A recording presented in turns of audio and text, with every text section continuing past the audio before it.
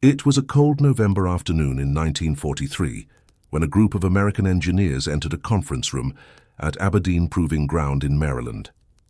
They didn't know it, but they were about to change the course of World War II in ways no one could have imagined. This is the story of how American ingenuity transformed the European battlefield in just a few hours of intense work, and how a simple idea completely revolutionized tank warfare. But before we dive into this extraordinary story, please like, subscribe to the channel, and comment on the time you're watching this video.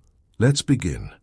To understand what happened on that historic afternoon, we need to go back a few months when the military situation in Europe was becoming increasingly desperate for the Allied forces. German tanks dominated the battlefields with a technical superiority that seemed insurmountable. The Tiger I and the Panther were formidable war machines that made Allied tanks look like tin toys. Every encounter between an American Sherman and a German Tiger was practically a death sentence for the American crew. American soldiers had given their own Sherman tanks a sinister nickname. They called them death traps or Ronson lighters, a reference to the famous lighters that ignited on the first try. It was a bitter joke that hid a very real fear. A single German Tiger could easily destroy 5 or 6 Shermans before being neutralized. And even then, the neutralization usually came at the cost of American lives. The problem wasn't the courage of the American soldiers. Far from it. The issue was purely technical. The Sherman's main gun, a 75mm, simply didn't have enough penetrating power to penetrate the frontal armor of the heaviest German tanks at normal combat ranges. Meanwhile, the German 80mm could penetrate a Sherman from virtually any angle, at ranges that left the Americans completely defenseless. Battlefield reports poured in constantly at the War Department in Washington. Tank commanders wrote desperate letters asking for better equipment. Some were brutally honest about the situation. One commander wrote that sending his men to fight Tigers in Shermans was like sending them to an execution. The losses were terrible, not only in terms of equipment but also in precious human lives. The American High Command knew they had a serious problem on their hands. They had begun development of heavier tanks, such as the Pershing. But these designs would take months, perhaps more than a year, to enter mass production and reach the European front. And even then, there were doubts about whether they would be sufficiently superior to the German designs. The Germans, after all, had years of experience in tank combat and continued to innovate. But there was another, equally important issue. America had built its industrial strategy around mass production of the Sherman. Thousands had already been produced. Retooling, that is, reconfiguring factories to produce an entirely new tank, would cost immense time and resources. Time the Allies simply didn't have, with the Normandy landings planned for the following year. It was in this desperate context that a young Ordnance Department engineer named Lieutenant Colonel William Cummings had an idea. Cummings wasn't a career military man.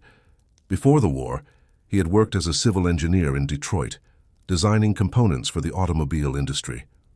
He understood manufacturing, mass production, and how to make efficient modifications to existing designs.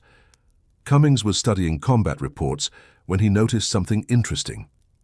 It wasn't Shermans that were destroying Tigers when this happened. In most successful cases, it was American tank destroyers, equipped with 76mm or 90mm guns. These vehicles had superior firepower, but were more vulnerable due to their less armor and open turrets. The obvious question arose in Cummings's mind. Why not put a larger gun on the Sherman? The traditional answer was that the turret wasn't designed for it. A larger gun would be too heavy, too long, and the recoil would be too much for the existing structure. But Cummings began to wonder if there really wasn't a way to make it work. He began working on the calculations. The 76mm gun used in tank destroyers was significantly more powerful than the Sherman's standard 75mm. It had a higher muzzle velocity, which meant better penetration. But it was also heavier and longer. The Sherman's turret would need to be modified, and the recoil system would need to be redesigned. Cummings assembled a small team of engineers and began working on a preliminary design. They worked day and night for weeks, making calculations, designing modifications, and consulting with ballistics experts. The challenge was not only fitting the gun into the turret, but also ensuring the tank maintained its balance, and that the crew could operate it effectively in combat conditions. But skeptics abounded. Veteran Ordnance Corps officers said it was impossible, that the turret simply couldn't handle the additional weight, that the recoil from the larger gun would damage the tank's structure, that a complete redesign would be necessary, which would bring back the original problem of having to retool the factories. However, Cummings had one thing going for him: the desperation of the situation. General Dwight Eisenhower, Supreme Commander of Allied forces in Europe, was personally interested in any solution that could improve his tanker's chances. He had visited military hospitals and spoken with survivors of Sherman crews. He knew he needed to give these men a better fighting chance. That's how we arrived at that November afternoon at Aberdeen Proving Ground. Cummings and his team had finally completed their design. They had received authorization to build a prototype and test it. A standard Sherman had been modified to their exact specifications. The turret had been reinforced, the recoil system redesigned, and a 76mm cannon had been installed. But making it work on paper and making it work in reality were two completely different things. This would be the afternoon of truth. A committee of high-ranking officers was present, including direct representatives of General George Patton, who would command one of the main armored forces in the planned invasion of Europe. If the test failed, the project would be cancelled and they would be back to square one. The atmosphere was tense as the prototype was rolled onto the test range. It was a familiar-looking Sherman, but with one crucial difference: that longer gun protruding from the turret. Some of the officers present shook their heads skeptically. It seemed disproportionate, as if the tank were using something it wasn't designed for. The first test would simply be to fire the gun and see if the structure would hold. If the turret cracked, if the internal components were damaged by the recoil, or if the tank simply couldn't absorb the force of the shot, then it would all be for nothing. Cummings was nervous but confident in his calculations. He had checked everything 3 times, then 3 more. The test crew, all volunteers who understood the risks, climbed into the modified tank. They positioned the vehicle facing test targets at various distances.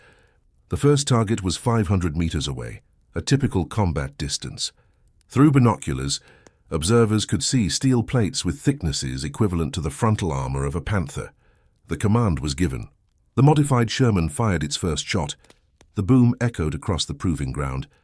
The tank recoiled slightly but remained stable. There was no visible crack, no structural collapse. Through binoculars, observers saw that the shell had hit its target. But had it penetrated? Officers rushed to the target to inspect it. When they returned, their faces spoke volumes. The shell had completely pierced the steel plate. At a range where a standard Sherman would have no chance of penetrating a Panther's armor, this modified Sherman had succeeded. A murmur of excitement ran through the group of observers. But a test wasn't enough. They needed to see if the tank could fire repeatedly without sustaining damage. They needed to test accuracy at different ranges. They needed to see if the crew could reload efficiently in that modified space. They needed to know if this machine could actually function in combat conditions. The test continued throughout the afternoon. Shot after shot, the modified Sherman proved its worth. At 700 meters, it penetrated armor equivalent to that of a Tiger. At 900 meters, it still achieved reliable penetrations against targets equivalent to a Panther. Accuracy was excellent, even better than the standard Sherman due to the longer barrel's better ballistics. The test crew reported that, despite the slightly tighter space due to the modifications, they were able to operate efficiently. The loading system worked well. Visibility was good. The controls responded normally. This wasn't just a functional tank. It was one that could truly go toe-to-toe with the best German tanks. But the most crucial aspect of Cummings's entire project still needed to be validated. What good was a superior design if it couldn't be mass-produced quickly? The genius of Cummings's project lay precisely in this. He had designed the modifications so that they could be implemented on existing production lines with minimal disruption. The modifications were cleverly simple. The turret required reinforcements, but these could be welded using the same processes already in use. The recoil system was different, but it used components already being produced for tank destroyers. The gun itself was already in production. There was no need to create complex new manufacturing processes or specialized tools. Cummings presented his analysis to the assembled officers. He estimated that factories could begin producing 76mm Shermans in a matter of weeks, not months. Existing Shermans could be retrofitted in maintenance depots. They could have hundreds of these improved tanks ready before the invasion of Europe. The reaction was immediate and enthusiastic. The officers understood they were witnessing something extraordinary. Not a complete revolution in tank design, but something perhaps even more valuable. An intelligent evolution that could be implemented quickly and on a large scale. This was exactly the kind of practical ingenuity that won wars. The general leading the evaluation committee immediately picked up the phone. He needed to report directly to the Pentagon. Within hours, orders were being sent to tank factories across the country. Production of the Sherman 76, as it would become known, was authorized on an emergency basis. Top priority. What Cummings and his team had accomplished that afternoon cannot be understated. They had taken a tank that was consistently outclassed by German designs and transformed it into something that could fight effectively. It wasn't perfect. There were still German tanks that were superior in some situations, but the gap was now manageable. Most importantly, they had done this without disrupting mass production, which was America's greatest advantage. The Germans could make better individual tanks, but they couldn't make them in sufficient quantities. America could mass-produce tanks, and now those tanks would be good enough to compete. In the following weeks, factories worked at a rapid pace. Engineers in Detroit, Pittsburgh, and industrial plants across the country received the modification plans. Workers were trained in the new procedures. Suppliers increased production of necessary components. The American industrial machine was in full swing. The first Sherman 76 began rolling off the production lines in late December 1943. Initially, production was slow while workers familiarized themselves with the modifications. But by January 1944, production was picking up. By February, hundreds were being produced each week. Simultaneously, maintenance depots in England began retrofitting existing Shermans. Tanks sent in for routine maintenance were equipped with the new gun. It was a more time-consuming process than building new, already modified tanks, but each converted tank was one more that could make a difference. The first combat reports began arriving in the spring of 1944, even before the Normandy invasion. Some units had received the new tanks and tested them in smaller actions in Italy. The reports were overwhelmingly positive. For the first time, American tank commanders felt they had a fair chance in a duel one. Particularly detailed report came from a lieutenant who had commanded both standard Shermans and the new 76mm. He described an encounter where his platoon had engaged 2 German Panthers. In the past, this would have been a desperate situation, likely resulting in the loss of multiple American tanks. But with the 76mm, his platoon managed to destroy both Panthers without loss. When D-Day finally arrived on June 6, 1944, a significant percentage of the Sherman tanks involved in the invasion were equipped with the 76mm gun. Not all of them. Production was still ramping up, but enough to make a difference.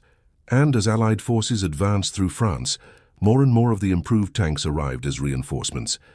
The difference on the battlefield was palpable. It wasn't that German tanks had become easy to defeat, far from it. The Germans still had excellent tanks and experienced crews, but now it was a fight, not a massacre. The American crews knew that if they secured a good position, if they landed the first shot, they had a real chance of winning. The statistics told the story. The exchange rate between Shermans and German tanks improved dramatically. Where once it took 5 or 6 Shermans to destroy a Tiger or Panther, now 2 or 3 Sherman 76 could do the job. And given that America was producing tanks in far greater numbers than Germany, this shift was decisive. But perhaps the most important impact couldn't be measured in statistics. It was morale. American tank crews now went into combat, knowing they had equipment that gave them a fighting chance. They no longer felt like lambs being led to the slaughter. This boost in morale translated into better performance, greater tactical aggressiveness, and greater overall effectiveness. The Germans, in turn, began to notice the change. Captured German intelligence reports showed confusion and concern. They knew the previous Shermans were vulnerable, but now they were encountering American tanks that could pierce their armor at greater ranges. Some German commanders initially thought the Allies had introduced an entirely new tank, The reality was that the Allies had accomplished something even more impressive than developing a new tank. They had transformed an existing mass-produced design into something competitive, and they had done it in record time. It was exactly the kind of industrial flexibility and ingenuity that characterized the American approach to warfare. Of course, the Sherman 76 wasn't perfect. It still had relatively weak armor compared to German heavy tanks. It was taller than most tanks, making it a bigger target. And there were German tanks like the Tiger II that were still superior in direct combat. But perfection wasn't necessary. What was necessary was being good enough and produced in sufficient numbers to win. As the war progressed to 1945, virtually all new Shermans produced were equipped with the 76mm. Older tanks continued to be retrofitted whenever possible. The improved version had become the standard, not the exception. And it continued to improve, with additional improvements being implemented. Some units received even more powerful versions, equipped with 90mm guns. These were rare, but they demonstrated that the basic principle of what Cummings had begun could be taken even further. The Sherman platform proved surprisingly adaptable, capable of accommodating increasingly powerful armament. The strategic impact of this innovation extended beyond the European battlefields. In the Pacific, although Japanese tanks were generally inferior to American ones even before the modifications, the Sherman 76 still proved their worth. They were particularly effective against Japanese fortifications, where their greater firepower allowed them to destroy bunkers and defensive positions more efficiently. Military. Historians would later debate how much of the Allied victory could be attributed specifically to the Sherman 76. It's impossible to isolate a single factor in something as complex as a world war. But what's not up for debate is that the modification was significant. It gave the Allies a tool they desperately needed at a crucial moment. The story of how the Sherman 76 came to be also illustrates something important about how wars are won. It's not always about having the best technology or the best individual equipment. Often it's about having enough good equipment, produced in sufficient quantities, delivered at the right time. It's about practical ingenuity, trumping theoretical elegance. German engineers were brilliant, there's no doubt about that. Their tanks were engineering masterpieces, but they were so focused on making the perfect tank that they lost sight of the need to make enough tanks. The Tiger was impressive, but it was also horribly complex and difficult to produce. Each Tiger required thousands of hours of skilled labor. The Americans, on the other hand, focused on doing what was necessary with the resources available. The Sherman wasn't the best tank of the war, even after modifications. But it was good enough, and there were plenty of them. And when engineers like Cummings identified critical deficiencies, they found ways to fix them quickly, without throwing away all the investment already made. This pragmatic approach to engineering and production was replicated in many other areas during the war. Aircraft were constantly modified and improved. Ships were produced using revolutionary manufacturing techniques. Weapons were standardized to facilitate production and maintenance. In each case, the emphasis was on doing what worked, on a large scale, quickly. The Sherman 76's legacy extended far beyond World War II. The tank remained in service for decades after the war's end, seeing action in conflicts in Korea, the Middle East, and elsewhere. Some countries still operated modified versions of the Sherman as late as the 1970s. Few tanks in history have had such a long operational life. But perhaps the most important legacy is what history teaches about innovation under pressure. Cummings and his team didn't have the luxury of years of research and development. They couldn't start from scratch with a completely new design. They had to work with what was available and find a solution quickly. And they succeeded, not through some dramatic technological leap, but through clever engineering and a deep understanding of both combat requirements and production realities. They understood that a perfect solution arrived too late would be useless. A good enough solution arrived in time could change the course of the war. Many of the engineers who worked on the project returned to civilian life after the war and applied the lessons learned. They brought to civilian industry the same mindset of practical problem-solving, effective incremental innovation, and a focus on making things work rather than pursuing theoretical perfection. In many ways, this mindset helped fuel the post-war economic boom. As for William Cummings, he received decorations for his work, but he never sought publicity. Like many war heroes, especially those who worked behind the scenes, he quietly returned to civilian life. He returned to work as an engineer in Detroit, where he contributed to the design of civilian automobiles. He rarely spoke about his role in the war, considering it to be simply his job. But their work, and the work of thousands of other engineers, technicians, workers, and soldiers, was crucial.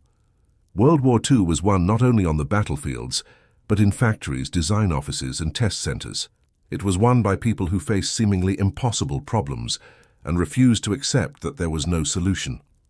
The afternoon at Aberdeen Proving Ground, when the first Sherman 76 was successfully tested, may not be as famous as D-Day or the Battle of the Bulge.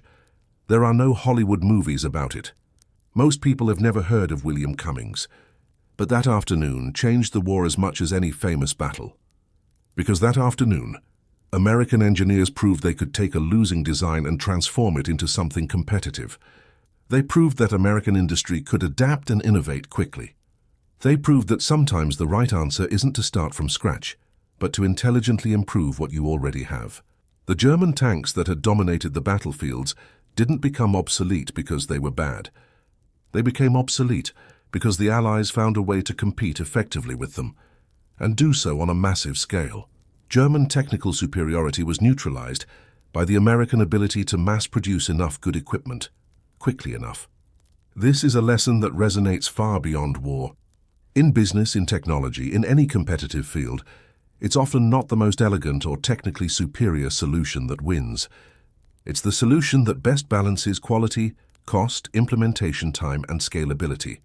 It's the solution that understands the real constraints and works within them, rather than ignoring them in the pursuit of ideal perfection.